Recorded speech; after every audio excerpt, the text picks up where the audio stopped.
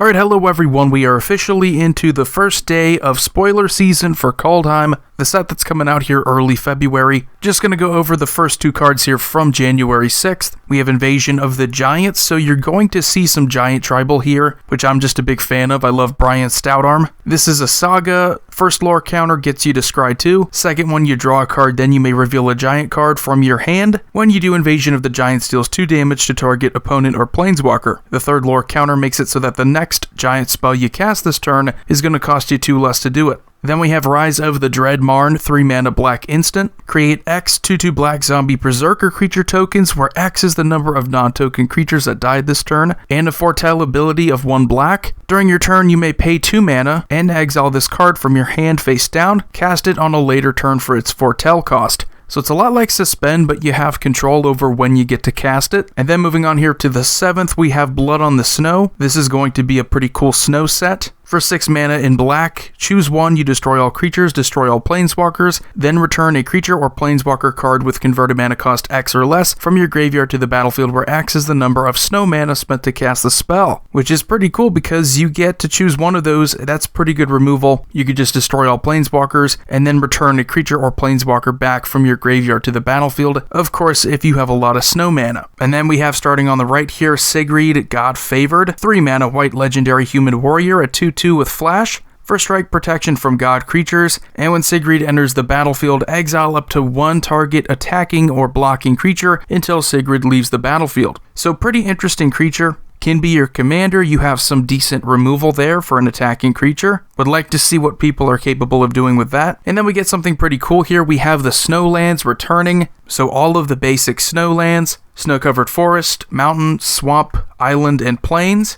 And then we have dual lands. We have dual lands that enter the battlefield tapped. However, these are not just snowlands, they're snowlands that also have 2 different land types. So you can search for them using your fetch lands from Onslaught and Zendikar. I think that's pretty sweet, and we get pretty much all 10 of the ones you would expect. We then have a cool planeswalker, Nico Eris. She is 3 mana white, blue, and X. When she enters the battlefield, create X shard tokens. They're enchantments with 2 mana, sacrifice this enchantment, scry 1, and then draw a card. So very similar to clues, but if clues were enchantments. I think that's nice. We have a lot of artifact token synergies. We don't have a lot of enchantment tokens. Her +1 is up to 1 target creature you control can't be blocked this turn. And whenever that creature deals combat damage this turn, return it to its owner's hand. -1 deals 2 damage to target tapped creature for each card you've drawn this turn. And then her other -1 is create a shard token. So that's pretty cool. If you have enchantment synergies, that's something to look out for. And then we have what is essentially a continuance from Zendikar Rising. We get the flip cards that you can play either side. We have Valki, God of Lies,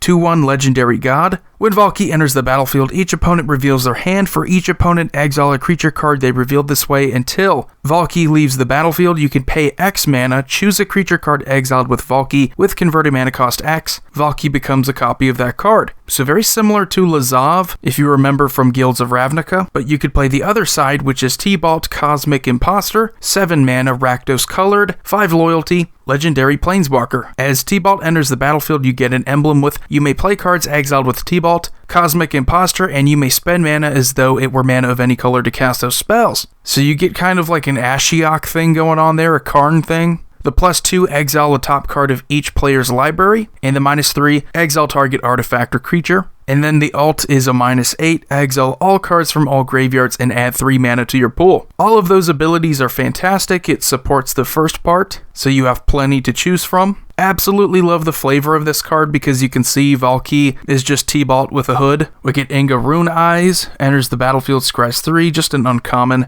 Call the Forge Master, 2 mana Boros legendary dwarf. Whenever another non-token creature you control dies, if it was enchanted or equipped, return it to its owner's hand, and creature tokens you control that are enchanted or equipped get +1/+1. Old Growth Troll, 3 mana all green, a 4/4 troll warrior with trample. When it dies, if it was a creature, return it to the battlefield. It's an aura enchantment with enchant forest you control, and enchanted forest has tap to add 2 green mana, and 1 mana and tap to sacrifice this land, create a tapped 4/4 green troll warrior creature token with trample. That is actually pretty powerful, and something I would expect to be taken advantage of in standard. We get Masked Vandal, which is a common changeling in green, Elvish Warmaster, 2 mana, 2/2 elf warrior. Whenever one or more other elves enter the battlefield under your control, create a 1/1 green elf warrior creature token. This ability triggers only once each turn, unfortunately, but you get an ability for 7 mana. Elves you control get +2/+2 and gain Death Touch until end of turn. So you get some more elf support. And then we get a cool god, another flip creature. Pretty cool creature here. We have Alrund, God of the Cosmos. 5 mana, 1/1 legendary god. Alrund gets +1/+1 for each card in your hand and each foretold card you own in exile. At the beginning of your end step, choose a card type, then reveal the top 2 cards of your library. Put all cards of the chosen type into your hand and the rest on the bottom of your library in any order. So really a foretell focused card. And you can also play Haka, Whispering Raven. 2 mana, 2/3 flyer. Whenever Haka, Whispering Raven deals combat damage to a player, return it to its owner's hand and then scry 2. So that's pretty sweet. We have Binding the Old Gods. Really cool saga in black-green. Destroy target non-land permanent and opponent controls off the first lore counter. Second lore counter, search your library for a forest card, put it onto the battlefield tapped, then shuffle your library. Third lore counter, creatures you control gain Death Touch until end of turn. And then we have Frostbite, a snow instant in red, but that's a common. We have Varagath, Blood Sky Sire, 3 mana, legendary demon rogue, a 2/3, Death Touch. It has a boast ability for 2 mana, so this is a new one. Target player searches their library for a card, then shuffles their library and puts that card on top of it. Activate this ability only if this creature attacked this turn and only once each turn. So that's insane. You have a creature which is already going to stay out there because it has Death Touch. If you keep attacking with it, your opponents are probably not going to block it, unless they don't want you to tutor, then I guess they would. But you have a target player search ability, which is very uncommon. I don't think people realize how uncommon this kind of ability is. There are only like a small handful of cards that kind of do that,